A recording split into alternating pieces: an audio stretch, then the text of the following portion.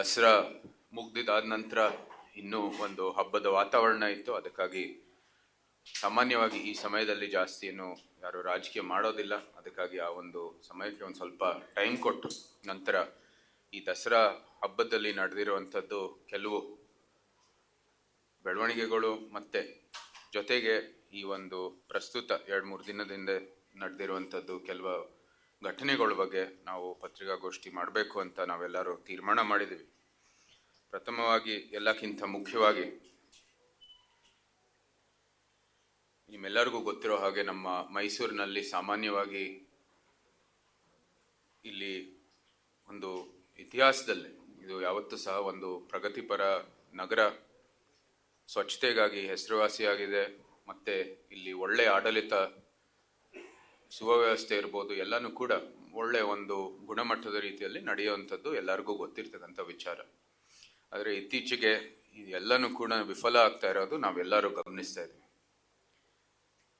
ಮುಖ್ಯಮಂತ್ರಿಗಳು ನಮ್ಮ ಎಲೆಕ್ಷನ್ ನಲ್ಲಿ ನಂತರವೂ ಸಹ ಇದು ಪ್ರತಿಷ್ಠೆಯ ವಿಚಾರ, ಯಾಕಂದ್ರೆ ಇದು ನಮ್ಮ ತವರು ಕ್ಷೇತ್ರ ಅಂತ ಹೇಳ್ತಾ ಇರ್ತಾರೆ. ಆದರೆ ಅದು ಬರೀ ಚುನಾವಣೆ ಸಮಯದಲ್ಲಿ.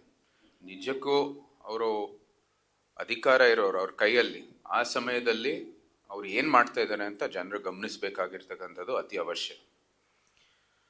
ಹಿಂದೆ ಈ ವರ್ಷನೇ ನೀವು ನೋಡಿದಿರ, ಉದಯಗಿರಿ ಠಾಣೆ ಮೇಲೆ ಹಲ್ಲೆ ನಡೆದಿರೋದು. ಅಲ್ಲಿ ಪೊಲೀಸರಿಗೆ ಶಕ್ತಿ ತುಂಬಿಸೋದು ಬಿಟ್ಟು ಆ ಮಾಬ್ ಮೇಲೆ ಯಾರು ಬಂದು ಠಾಣೆ ಮೇಲೆ ಹಲ್ಲೆ ಮಾಡಿದ್ರು ಅವ್ರಿಗೇನೆ ಅವ್ರ ಬೆಂಬಲಕ್ಕಾಗಿ ಅವ್ರು ನಿಂತಿದ್ರು. ನಂತರ 390 ಕೋಟಿ ಒಂದು ಡ್ರಗ್ಸ್ ಏನು ಉತ್ಪಾದಿಸುವಂಥದ್ದು ಏನು ಕೇಂದ್ರ ಇತ್ತು ಮೈಸೂರಿನಲ್ಲಿ, ಮಹಾರಾಷ್ಟ್ರ ಪೊಲೀಸ್ನವ್ರು ಬಂದು ಇದನ್ನ ಪತ್ತೆ ಮಾಡಿರೋದು. ನಮ್ಮ ಸ್ಥಳೀಯರಿಗೆ ಇದ್ರ ಬಗ್ಗೆ ಏನು ಒಂದು ಅರಿವು ಇರಲಿಲ್ಲ. ಅವ್ರು ಬಂದ ನಂತರ ಪತ್ತೆ ಮಾಡಿದ ನಂತರ ಇವ್ರಿಗೆ ಇದ್ರ ಬಗ್ಗೆ ಒಂದು ಅರಿವು ಬಂತು. ಇದ್ರ ಬಗ್ಗೆ ಇದು ನಮ್ಮ ನಗರದಲ್ಲಿ ಇಂಥ ಒಂದು ವ್ಯವಸ್ಥೆ ಸೃಷ್ಟಿಯಾಗಿದೆ ಅಂತ ಇವ್ರಿಗೆ ಒಂದು ಅರಿವು ಬಂದಿತ್ತು. ಜೊತೆಗೆ ಈ ಒಂದು ದಸರಾ ಸಮಯದಲ್ಲೇ, ದಸರಾ ಹಿನ್ನೆಲೆಯಲ್ಲೂ ಕೂಡ ಕ್ಯಾತ್ಮಾರಳ್ಳಿಯಲ್ಲಿ ಒಂದು ಮರ್ಡರ್ ಆಗಿತ್ತು. ಅದಾಗಿದ ನಂತರ ದಸರಾ ಒಂದು ಸಂದರ್ಭದಲ್ಲಿ ಅರಮನೆ ಬಲಿನೇ ಅಲ್ಲಿ ಒಂದು ಕೊಲೆಯನ್ನು ನಡೆದಿದೆ. ಅದಕ್ಕೆ ಪ್ರತಿಕ್ರಿಯೆ ಕೊಟ್ಟುವಂಥದ್ದು ಒಂದು ಮರ್ಡರ್ ನಡೆದಿರ್ತಕ್ಕಂಥದ್ದು ನಿಮ್ಮ ಸುದ್ದಿ ಮೀಡಿಯಾ ಅಲ್ಲಿ ನಾವು ನೋಡಿರೋದು. ನಂತರ ಎಲ್ಲಕ್ಕಿಂತ ಒಂದು ದುರಂತವೆಂದ್ರೆ ನಾವು ಈ ಒಂದು ಸಣ್ಣ ಹುಡುಗಿ, ಅಪ್ರಾಪ್ತ ಹುಡುಗಿ ಇಲ್ಲಿ ಕಲಬುರಗಿಯಿಂದ ಬಂದಿರೋದು, ಇಲ್ಲಿ ಬಲೂನ್ ಮಾರಾಟ ಮಾಡೋಕ್ಕೆ ದಸರಾ ಸಂದರ್ಭದಲ್ಲಿ ಕುಟುಂಬ ಸಹಿತ ಬಂದಿರೋದು. ಅವಳದು ಒಂದು ಅತ್ಯಾಚಾರ ಮತ್ತು ಕೊಲೆ ಮಾಡಿರ್ತಕ್ಕಂಥದ್ದು ಅತ್ಯಂತ ಒಂದು ಟ್ರಾಜಿಕ್ ಇನ್ಸಿಡೆಂಟು. ಜೊತೆಗೆ ನಿಜಕ್ಕೂ ನಾವು ಖಂಡಿಸುವುದು, ಇಂಥ ಮೈಸೂರಲ್ಲಿ ಇಂಥ ಘಟನೆಗಳು ನಡೆಯೋದೇ ನಾವು ಎಲ್ಲೂ ನೋಡಿಲ್ಲ. ನಿಜಕ್ಕೂ ಕಾನೂನು ಮತ್ತು ಸುವ್ಯವಸ್ಥೆ ಮೈಸೂರಲ್ಲಿ ಸಂಪೂರ್ಣವಾಗಿ ವಿಫಲ ಆಗ್ತಾ ಇರೋದು ನಾವು ನೋಡ್ತಾ ಇದ್ದೀವಿ.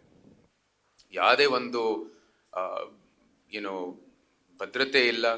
ನಮ್ಗೆ ಸುತ್ತಮುತ್ತ ಮೈಸೂರು ಕೇಂದ್ರ ಭಾಗದಲ್ಲೇ ಒಂದು ಸೆಕ್ಯೂರಿಟಿ ಇಲ್ಲದೆ ಇದ್ರೆ ಯಾವ ರೀತಿ ಮುಂದುವರಿಬೇಕು? ಪ್ರವಾಸಿಗರು ಇಲ್ಲಿ ಬಂದು ಎಲ್ಲರೂ ಪ್ರವಾಸಿಗರು ಬರ್ತಾರೆ ಇಲ್ಲಿ ಮೈಸೂರಿಗೆ. ಇಂಥ ಒಂದು ವ್ಯವಸ್ಥೆ ಇಲ್ಲದೆ ಇದ್ರೆ ಮೈಸೂರಿನ ಹೆಸರು ಎಲ್ಲಿಗಿಳಿಯುವುದು ಅಂತ ನಾವು ಯೋಚನೆ ಮಾಡಬೇಕಾಗಿರೋದು ಅತಿ ಅವಶ್ಯ. ಯಾವುದೇ ರೀತಿ ಕಿಡಿಗೇಡಿಗಳಿಗೆ ಬಂದು ಕಾನೂನು ಅದರ ಭಯ ಇಲ್ಲ, ಪೊಲೀಸ್ಗರಿಗೆ ಒಂದು ಭಯ ಇಲ್ಲದೆ ಇರ್ತಕ್ಕಂಥ ಒಂದು ವ್ಯವಸ್ಥೆ ಸೃಷ್ಟಿ ಆಗ್ತಾ ಇದೆ. ಮೈಸೂರು ಮುಖ್ಯಮಂತ್ರಿಗಳು ತವರು ಕ್ಷೇತ್ರ ಅಂತ ಚುನಾವಣೆಯಲ್ಲಿ ಬರೀ